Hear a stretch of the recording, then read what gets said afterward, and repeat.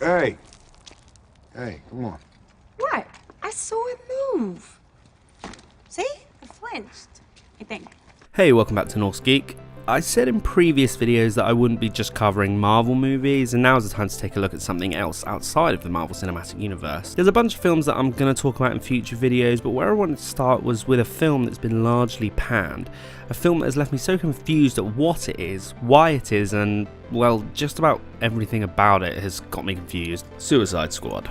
There are hundreds of videos on YouTube talking in detail about what's wrong with this film, what they hated about it, and why it's 2 hours of hot garbage. I'm not here to do that. I don't want to just rehash what all the other film channels have done, but I'm also not here to sprinkle sugar on this turd either. Suicide Squad makes me feel weird. I don't think there's been a film in all my life that I've watched that's left me feeling so conflicted, so frustrated. The way I've described Suicide Squad since the day I saw it in the cinema is, here is a film, or an entire universe if we're talking about the DCEU, it's like watching somebody piece together a beautiful puzzle, but instead of putting it together properly, they ham-fistedly ram all the pieces together regardless of where it fits, and then just sticking it in a frame. All the right pieces have been assembled and are ready to be put together, but then the people making them seem to insist on jamming them together, even if they don't fit in the slightest. When Suicide Squad came out, I actually didn't see it for about 3 or 4 weeks after its initial release date. I don't tend to pay too much attention to reviews given. I'd rather just watch a movie and see if I enjoy it for myself, but I do like to see what these people are saying about the film. From the moment the first review came out, we had weeks of people saying how terrible it was. It was especially amplified given the reaction to Batman v Superman. Yep, I'll be getting to you, BVS. Don't think I've forgotten about you.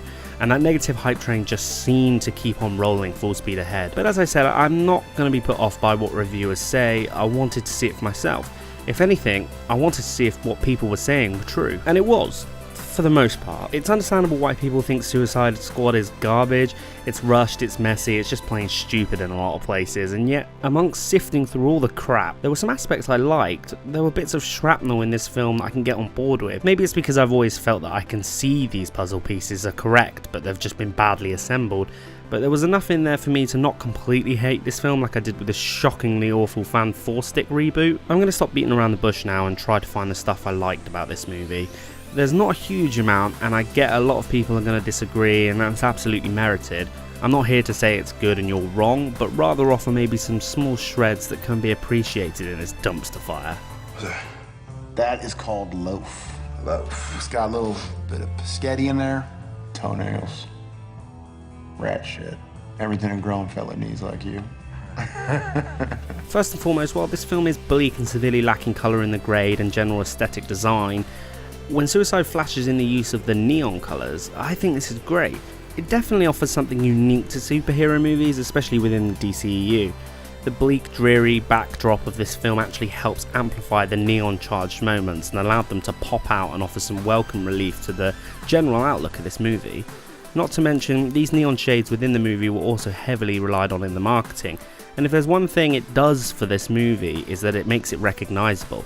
Hell, you may not want to recognise this movie, but it's undeniable that the neon flashes give Suicide Squad its own flavour. It also reflects nicely on character designs, with the pinks and blues reflecting Harley and the shades of green splashed about works nicely for the Joker. Next up is the casting choices made in this movie. Margot Robbie as Harley Quinn is perfect.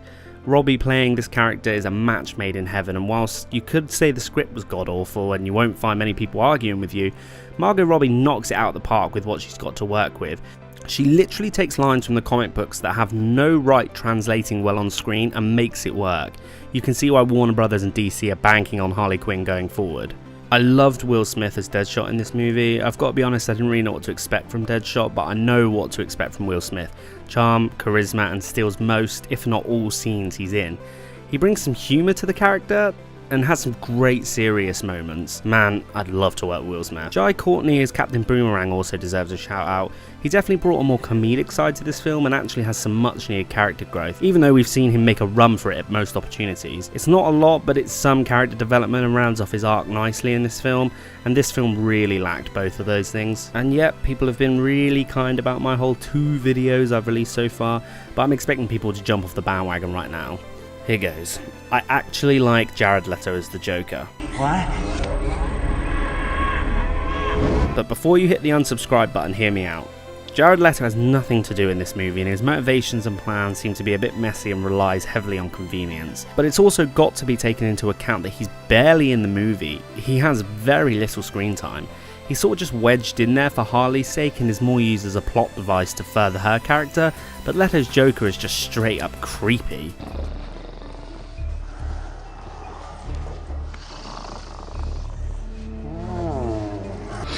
I could tell you meant that. Yeah. You're gonna be my friend.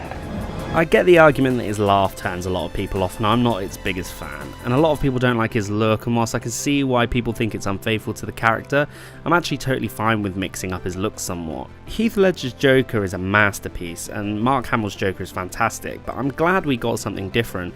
It would have been so easy for Leto to try and replicate these monster-sized performances from previous incarnations, but he did something different. And finally, just to repeat the point I made because I think it's so important, Jared Leto's Joker isn't really in this movie. It's hard to really judge how good of a Joker he can be until he has a meteor role. Whether we'll ever see that, I don't know, but I know I'd like to see him have a proper crack at it. The soundtrack to this film is also another big talking point, and it gripes at people quite a lot, and whilst I do think it does stink of a trailer company cutting together the movie, as well as taking inspiration from Guardians of the Galaxy because it worked so well in those movies, I didn't actually hate it. Some tracks are perhaps a little jarring, but I like most of the tracks they use. They maybe feel a little shoehorned in, but I like the grimier feel of some of these tracks. To some degree, they suit a film built around characters that are villains. The action scenes are somewhat a little hit and miss. The end battle with Enchantress is very messy and kind of succumbs to the classic DC problem of it being just a messy CGI fest. But there's action scenes I do like in Suicide Squad. The first battle is great, Deadshot really steals the scene, and the slow-mo stuff is very comic booky. And it's frustrating when you see these action scenes get bogged down with the CGI because you know David Ayer can do action scenes.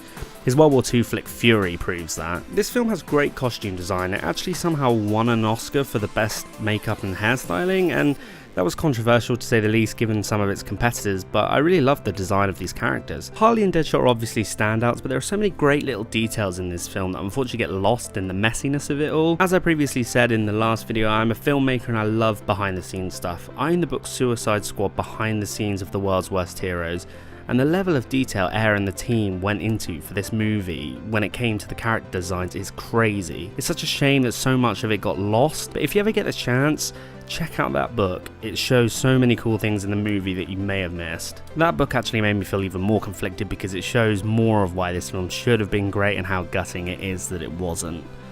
Every time I put this on, somebody dies. And? I like putting it on. Goody. Something tells me a whole lot of people are about to die. Look, I'm not here to try and convince anybody that this film is good because it isn't great at all. It's silly, it's messy, it's got some really weird pacing. I actually don't like Waller's character. There are a lot of evil cliche tropes. Viola Davis is a phenomenal actor, but I don't think this character was good. Joel McKinnon is bogged down as Rick Flag with his exposition dumps, but he could do a great job with the right script. And finally, the villains. I have no issue with Cara Delevingne's June Moon, but people's complaints about Enchantress and Incubus are fairly spot on in my opinion. They both look pretty silly and their motivations are dull and just pretty boring. You had these the whole time? You had letters from my daughter the whole time.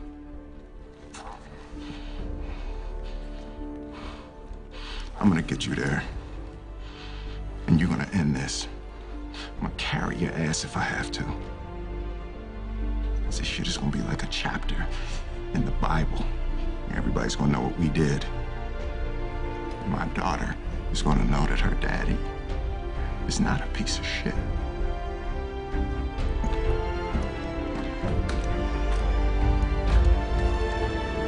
I think what this movie lacked was a smaller story. The world-ending nature of this one was a little bit much given the last two DCEU movies that came before, and given a lot of these characters don't have superpowers as such. I think what would have been cool for these characters is to have a much smaller Gotham midway street level story, and that would have fit the characters a lot better. I look at the Marvel Netflix series and see the tones that they have as more fitting of a Suicide Squad movie. David Ayer, who I really like as a director even though his last couple of movies haven't been critically loved, admitted afterwards in a letter to fans that he wished he could go back and do it again, keeping it more grounded in reality and making Leto's Joker the main villain. He admits to wanting to do something really different to avoid it end up being quite a vanilla film, and there were likely a few missteps along the way. It takes stones to admit that and say that there was a lot he would have changed, and I think if he was given another crack at it, especially without the reported studio interference, he'd make a great movie. From behind the scenes to Twitter, you can see how passionate he is for the characters and DC as a whole. Hindsight is a wonderful thing, I guess. You're not kidding me! As I said, this video wasn't meant to change anyone's mind about this film. I just have been so frustrated over this movie because there's a lot of really small but good aspects that I like, and it sort of gets lost under the heaps of bad stuff. And I just wanted to shine a light on them for a few minutes because I think they deserve more recognition.